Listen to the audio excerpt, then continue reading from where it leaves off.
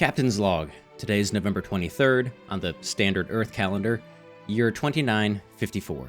I've attached to this log some helmet cam footage from the mission, which was requested by the UEE Navy. The Free Company fleet, which in this case consists of 3 fully crewed capital-class Polaris Corvettes, along with a fighter escort, gathers in orbit above the planet Hurston in the Stanton system.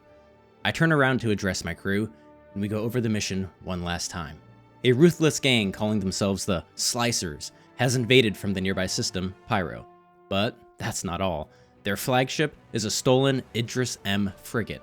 As you can imagine, this capital-class killer is a serious threat to the entire system. Now, since the Navy has their hands full with the Vandal menace at our borders, perhaps you've heard of it, we received a commission as privateers to take down this enemy flagship, at all costs. Almost immediately, our comms officer receives an urgent message.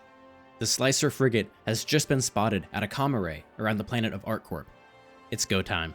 As the comms officer immediately relays the message to the rest of our fleet, I ask the navigator to set course to comm array ST3-35. The quantum jump commences. It's only around a 2-minute flight, but it feels like an hour. I go over our plan one last time in my head. Launch fighters as soon as we arrive, coordinate missiles and torpedoes to overwhelm point defense systems, and most importantly, don't get in front of that Idris, or the massive size 10 spinal-mounted railgun will just gore us from stem to stern. But what if I'm forgetting something?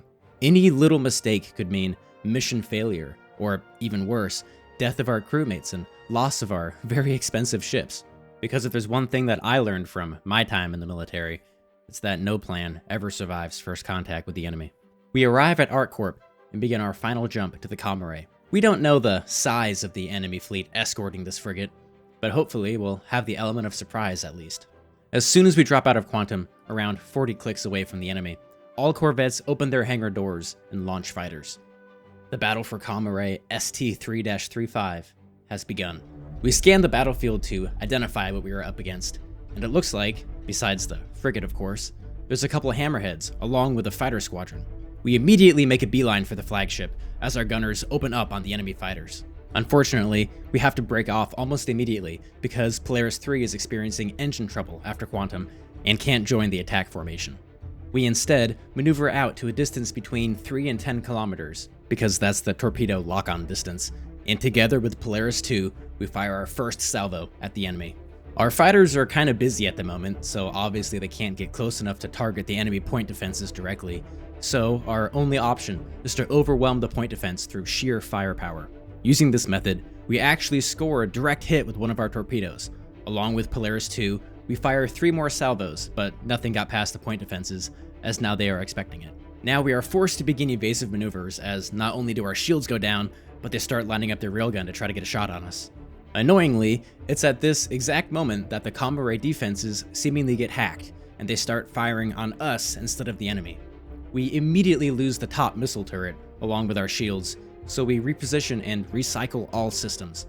Unfortunately, the engineer informs us that a freak energy overload completely fried our shield generator, so it looks like we'll be without any protection for the rest of the battle. The fighter escort tells me that they are inflicting heavy casualties, but are being targeted by the Idris turrets since we repositioned. Polaris 3 has a torpedo jammed in their launch tubes, and of course is unable to fire any salvos until they resolve it. My crew is competent, so I know they'll get it fixed, but they also won't last much longer out there without support. We circle back around and immediately join the thick of the fight, hoping to draw the fire off our crewmates. We get what we ask for, as the Idris opens fire on us immediately, probably relishing the opportunity to attack a vessel with their shields down. We start flying a sort of circular pattern, focusing all guns inwards, similar to a gunship planet-side, using our speed as a corvette to dodge as much fire as possible. As Polaris 3 fixes their jammed launch tube and fires a volley at the enemy ship, she turns to avoid the strike and shows us her belly. We seize this opportunity to fire our final torpedo in an unguided missile strike, but it turns out to be a bad decision as it almost immediately blows up in our face. Literally. As our fighter crew starts taking the upper hand against the enemy escort squadron, things finally start turning in our favor. Polaris 2 and 3 each score a torpedo hit on the enemy hammerheads, and we are finally able to concentrate on the biggest threat. It's at this moment that the engineer informs me that not only have we lost one of our coolers, but also radar and targeting systems. But now is the time where we have to press our advantage, so I give the order to move into point-blank range and trade broadsides like the battleships of old. The combined firepower is staggering. With no shields to stop them, the enemy lasers directly impact our hull, sending echoes throughout the ship with every hit. Our pilot does an outstanding job and even maneuvers us behind the enemy, where we can focus fire on the engines specifically. As lasers start piercing through our armor, damaging the last of our vital components, we have no choice but to back off. We now have some serious holes in the ship, and our life support is venting out into space at an alarming rate. As we begin emergency repairs, Polaris 3 announces over comms that they managed to score a direct hit on the enemy railgun, completely disabling it. It's also at this exact moment when our fighters mop up the last of the escort fleet. The battle has entirely turned in our favor, and the crew realizes that we might actually make it out of here alive. Like sharks smelling blood in the water, our 3 Polarises circle around the frigate, gunners firing at whatever they can target. We suddenly start seeing other ships dropping out of quantum nearby. It's not enemies, but ragtag crews of local citizens joining us in the fight to rid the system of this scum. I can't help but feel a little bit of empathy towards this majestic frigate, just sitting there getting torn to shreds piece by piece.